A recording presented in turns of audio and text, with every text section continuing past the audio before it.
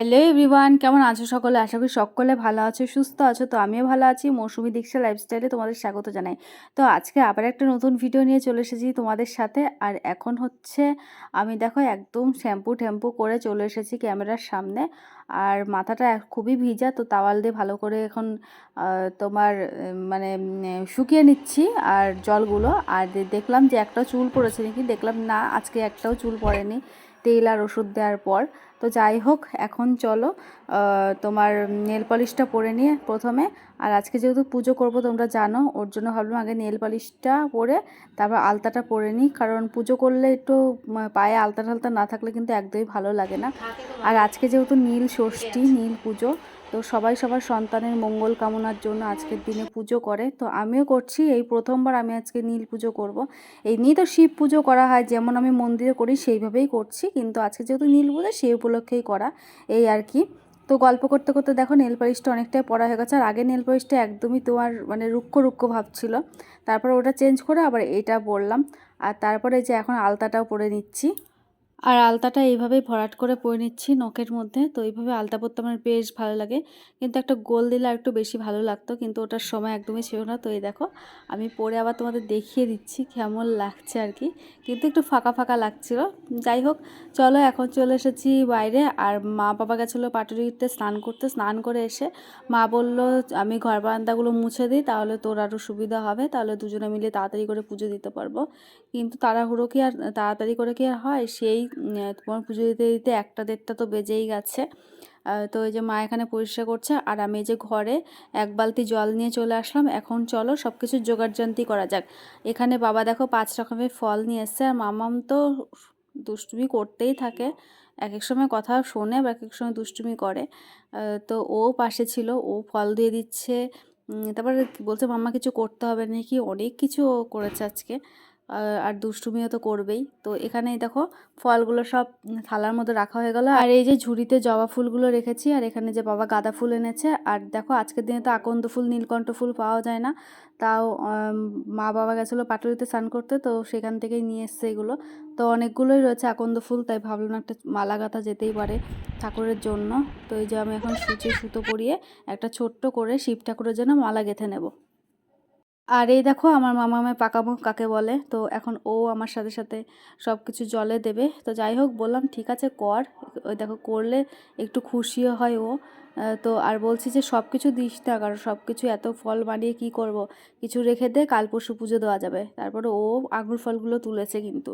আর দেখো তরমুজের কি হাল, তরমুজটা বাজার থেকে এনেছে, দেখো এই রকম অবস্থা, একটুকুও লাল না, খেতেও একদম বাজে।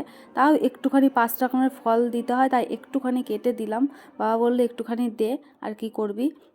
তো এই যে এখন এই যে ফল টলগুলো বানিয়ে নিচ্ছি। তারপর ঠাকুরের থালাগুলো সব গোছগাছ করে নেব। তো এই যে আমার ফল বানানো হয়ে গেছে। তারপরে এই জায়গাটা পরিষ্কার করে নিয়ে এখন ওই যে থালাগুলো সাজিয়ে নিচ্ছি মায়ের ঘরের জন্য, আর এদিকে ঘরে রাধা গোবিন্দর জন্য। আর শিব ঠাকুরকে আজকে একটু বড় থালার মধ্যে প্রসাদ দেব, যেহেতু আজকে পুজো শিব ঠাকুরের, এর জন্য একটু ভালোভাবেই বড় থালার মধ্যে দিলাম। আর চলো সব তো গোছগাছ প্রায় কমপ্লিট, এবার আমি রেডি হব। তো এই দেখো আমিও রেডি হয়ে গেছি, একদম ঝটপট করে মায়ের শাড়িটা পরে নিলাম।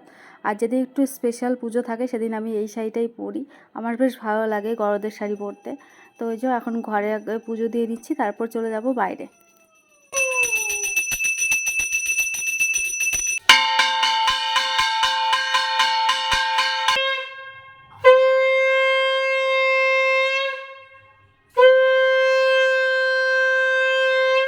তো ঘরের পুজো দিয়ে দিলাম শান্তিভাবে, এরপর চলো বাইরে যাওয়া যাক।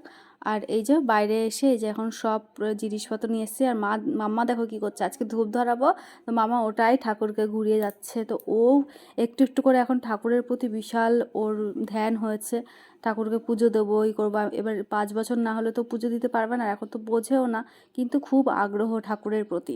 তো আমি বললাম একটু বড় হ, তারপর আমার সাথে সাথে তুইও পুজো দিতে পারবি।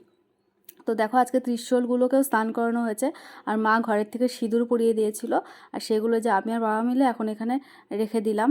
আর চলো এবার শিব ঠাকুরকে ভালো করে স্নান করে দিই, ঘি মধু দিয়ে যেভাবে স্নান করাই আমি ভালোভাবে মাখিয়ে দিয়ে গোমাতাকে, আর একটা শিবলিঙ্গ আছে ছোট, সব কটাকে ভালো করে সুন্দর করে মাখিয়ে নিয়ে যে দুধ আর গঙ্গা জল দিয়ে এখন স্নান করিয়ে দিচ্ছি। আর স্নান করানোর পর আমাদের এখানে যেহেতু জায়গা নেই সাইডে, ওই জন্য আবার গঙ্গা জল দিয়ে ঠাকুরকে ধুয়ে তারপর আমি ফুল টুল দিয়ে প্রসাদ দিয়ে পুজো দেবো। আর এই যে যেই মালাটা গেঁথেছি, মামা বলছে আজকে আমি শিব ঠাকুরকে মানে পরাবো।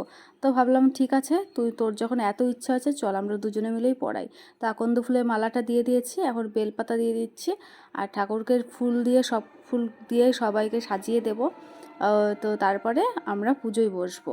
তো এই দেখো ঠাকুরের সামনে প্রসাদও দিয়ে দিলাম। তো ফুল টুলগুলো এখন ঠাকুরকে সব দিয়ে দেবো।